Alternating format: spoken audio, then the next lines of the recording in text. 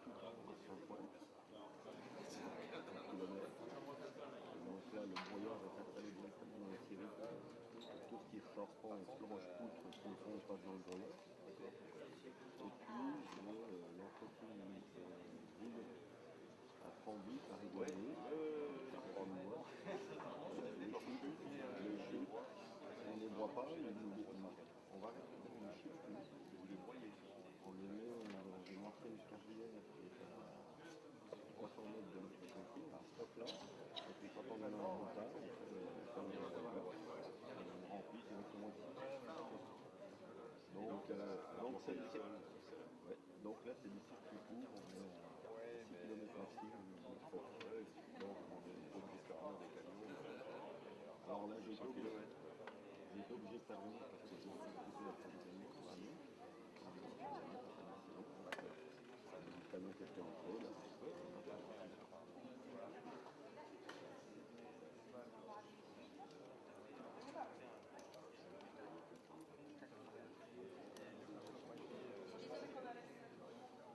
Pas côté non, moi j'entends pas l'accent des gens qui vont parler. Au départ, il faisait ce qu'on appelle Isaac. Bon, il a 77 ans, il est tombé une fois. Bon, il a cherché son frère agricole. Salut Angélique. Oui, je suis mieux. Celui qui sache toujours à la main. Oui, on est calme, ça va. C'est Stéphania. Ah oui, d'accord.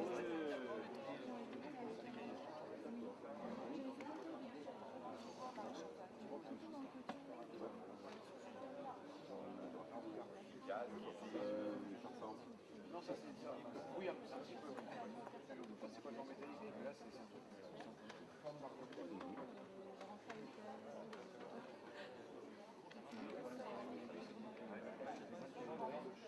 Et la vis,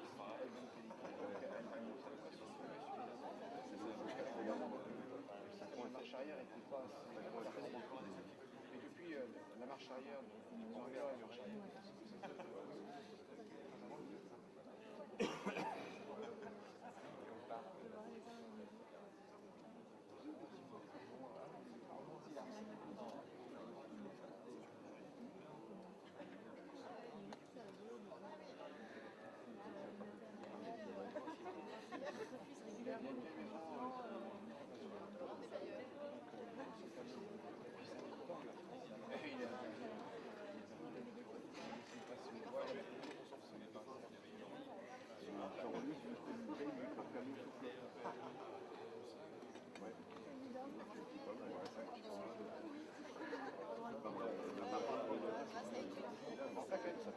En plaquette.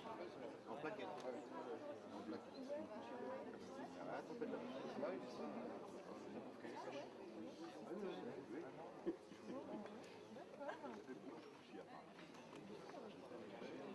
Parce que normalement, on fait de la poussière dans le silo. Au moment où c'est un petit peu fermé, je dirais ici le piquetant est fermé. Mais normalement, c'est une bouche de raccord. Voilà, une bouche de remplissage. C'est vrai que ça fait beaucoup. Nous, on a fait un silo l'aspiration, malgré tout, et l'aspiration est assez forte. Il y a rien qui passe, alors qu'on l'a fait bien étanche. Malgré tout, le silo a bougé, il y a quand même des endroits où il y a des poussières. C'est sûr qu'il ne faut pas faire ça à côté d'une blanchisse. Voilà. Non, mais il y a des trucs où tu... Ah bah oui. De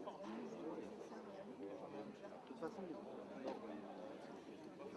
dans le choix des chiffres, tous les transports, du démarrage, un petit peu de déchiffrage et du transport. La manipulation.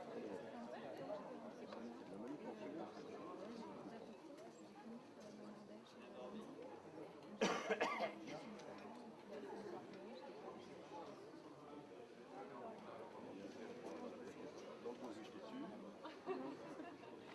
On va faire sécher directement sur la webcam. Et puis bien chercher le bouillard.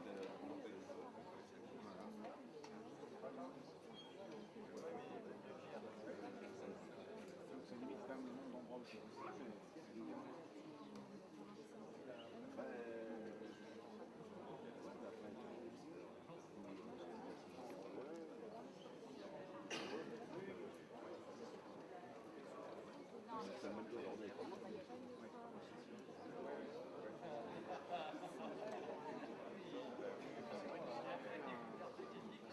Temporaire du stock de la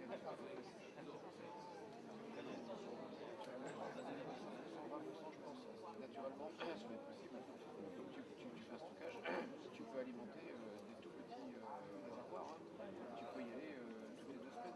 Tu as besoin d'un gros réservoir. À partir du moment où tu as un stockage accessible hors neige, quoi.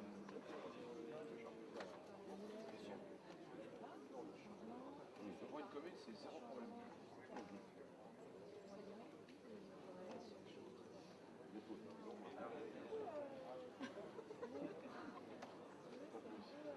Oui, non. Parce que tu peux toujours faire au décalage. Tu peux toujours faire déposer ton camion quelque part. Oui, puis après le reprendre. Enfin, bon, si vraiment tu as des problèmes d'accès, et qui est à l'abri quand même.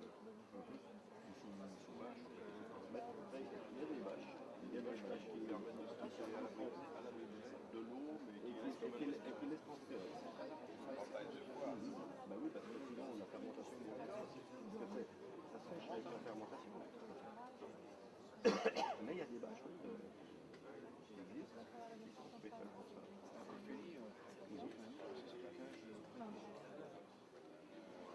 ils ont réfléchi à comment faire le moins cher possible. Donc ils ont le système de séchage industriel pour les tomates. Ils ont des vaches comme ça, mais des trucs constamment.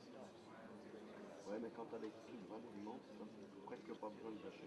Alors, parce que tu as la partie du dessus qui est mouillée, qui est le cœur. Voilà quoi. Ça permet d'être bon. Ouais, mais c'est du bio, hein, bâcher des bâchers. C'est pas simple non plus. Donc,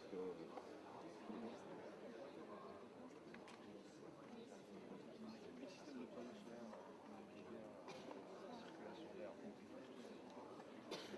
Là, il y a à réfléchir pour les plateformes intermédiaires communales. Là,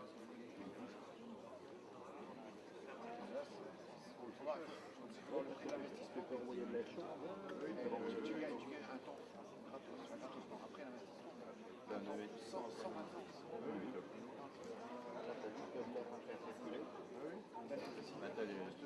Donc quand tu as ton air chaud, tu as de l'électricité, donc tu fais tourner l'eau. C'est un système qui est complètement chaud.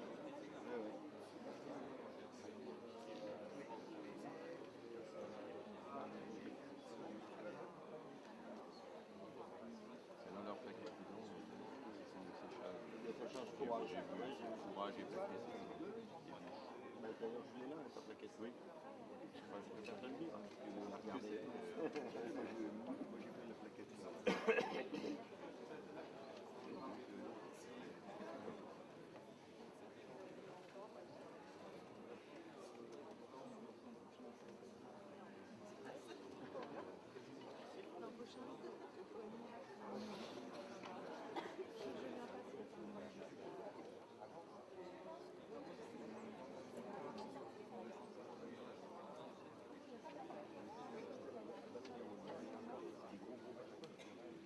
Ah bah ils vont venir avoir des stockages. J'avais vu un truc en Allemagne. Je vais montrer dans c'est énorme le ballon. Ah bah oui, stocker presque une saison entière. C'est ce qu'ils font. Ils arrivent à faire en Allemagne.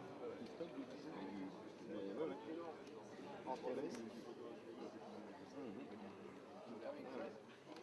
Comme Chalon, en gros, tout à fait, c'est du 20 000 litres, 30 000 litres. Ah, plus que ça, c'était un truc de quelque chose comme 80 litres.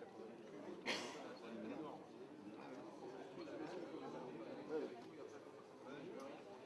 Alors, ce central, on a vu un architecte qui voulait, c'était au Touquet, faire un système de stockage de chaux à partir d'un panneau solaire. Il a fait rien d'efficace comme on jouait. L'étude montrait qu'avec une isolation avec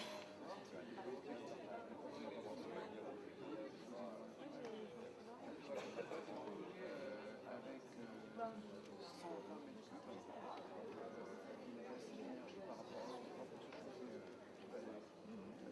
C'est vrai que c'est un bord de mer, donc il n'y avait pas de température extrêmement basse. Il y avait déjà très chaud, donc ouais, il avait dit que la température de musique. Alors, non, c'était la maison n'était pas isolée. La maison était quasiment pas isolée. Isolée, comment stocker le... Voilà. Donc maintenant, Ah bah aujourd'hui, avec une maison isolée, la façon de faire mais d'autant de penser, il y a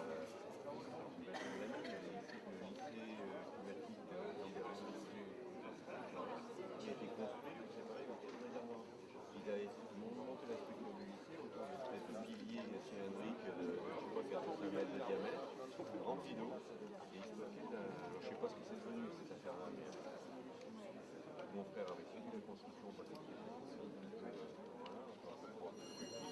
travaillé sur la pêche,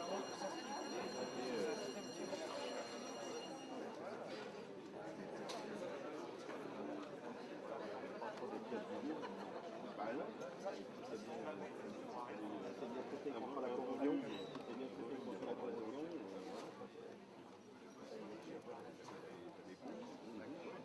Circulateur qui sur les webs dans n'importe quel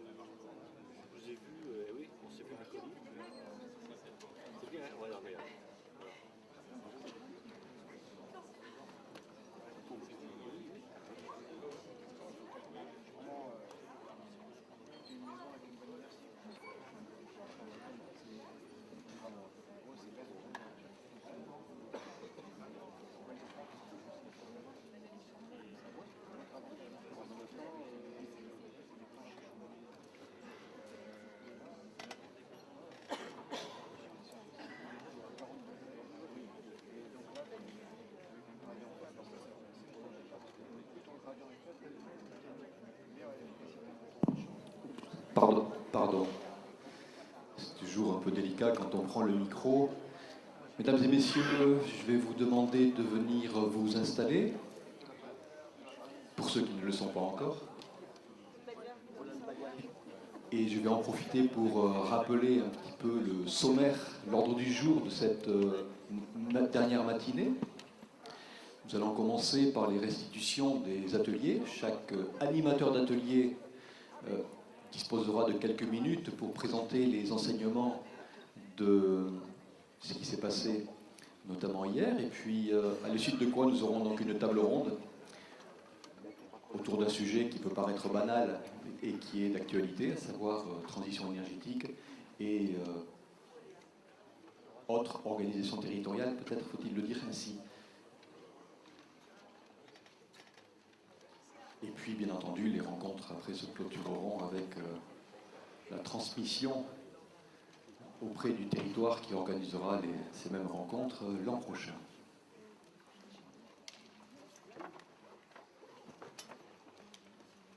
Alors, le temps que les dernières personnes s'assoient, je vais procéder à l'appel de nos représentants et animateurs d'ateliers. Enfin, l'appel, bon, je vais leur demander de venir directement me rejoindre sur la tribune. Donc, nous avons 8 ateliers, donc 8 animateurs et animatrices, à commencer par Mercedes Aguilera, Christian Kokosinski, Emmanuel Poncet, Thierry Tognetti, Jacques Quentin, Marine Lemasson, Christian Couturier et Raphaël Chadelière. Vous vous installez comme vous le souhaitez.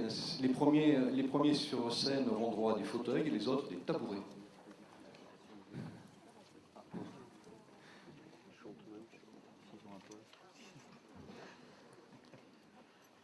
Et nous avons, tout va bien, messieurs, dames, parfait. Monsieur Quentin, vous avez assez de lumière pour lire vos notes, nombreuses. C'est parfait, très bien. Je me permets de récupérer mon conducteur et surtout le petit panonceau qui vous indiquera le temps qui vous reste à survivre sur cette tribune. Alors peut-être département des Landes oblige, non, bon, on ne va pas dire ça comme ça, mais on va commencer par la restitution finalement de ce qui s'est passé dans l'atelier 1. Mercedes Aguilera, vous avez votre micro. Bonjour à tous. Bon, c'est à moi de démarrer cette séquence, hein, donc chose pas peut-être un peu difficile. On nous a demandé d'être synthétique et concret, donc je vais essayer de m'y tenir en allant directement à l'essentiel et aux fondamentaux de cet atelier, les circuits courts en voie énergie.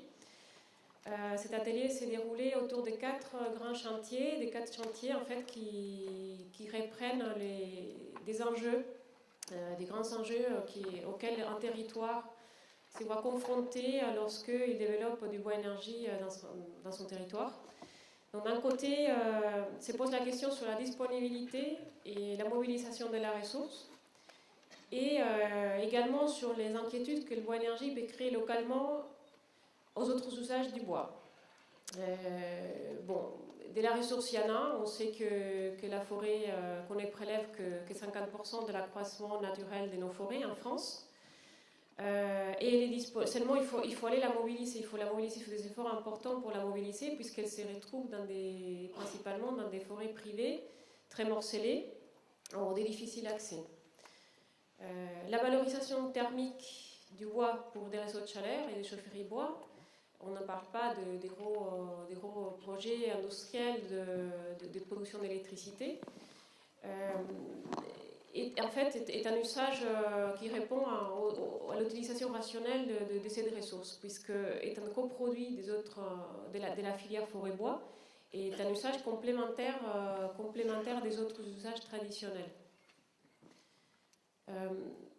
Les CRPF aujourd'hui, en fait, les bois énergie en tant que coproduit, du coup, et usage complémentaire, il peut contribuer du coup à la valorisation de nouvelles actions, des mobilisations des propriétaires forestiers.